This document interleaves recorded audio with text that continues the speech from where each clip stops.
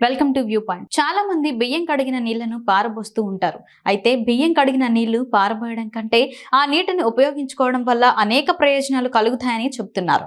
బియ్యం కడిగిన నీళ్లలో బోలెడన్ని పోషకాలు ఉంటాయని, ముఖ్యంగా బి విటమిన్, ఈ విటమిన్, ఫాస్ఫరస్, పొటాషియంతో పాటు కొద్దిపాటి గంజి కూడా ఉంటుందని చెబుతున్నారు.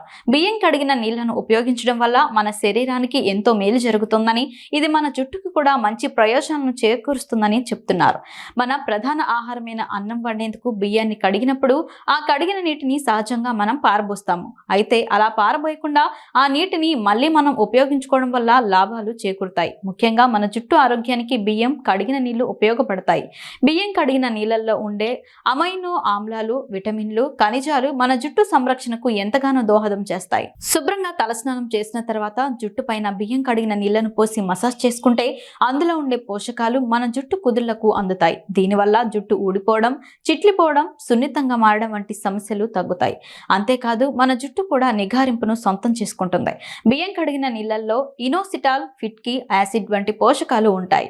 ఇవి మన చర్మాన్ని మృదువుగా మెరిసేలా చేస్తాయి. ముఖ్యంగా చర్మం రక్షించి తేమను ఇచ్చి చర్మం వాపును తగ్గిస్తాయి. చర్మానికి బియ్యం కడిగిన నీళ్లు ఎంతో మంచిది.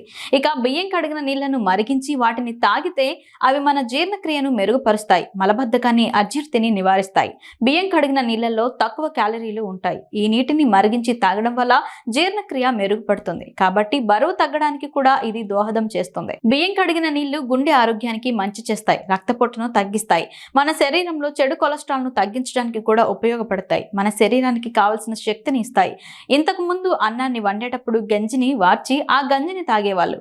గంజిని తీసుకోవడం వల్ల శరీరానికి కావలసిన శక్తి రావడమే కాక ఎన్నో ఆరోగ్య ప్రయోజనాలు ఉన్నాయని వైద్యులు చెప్తున్నారు.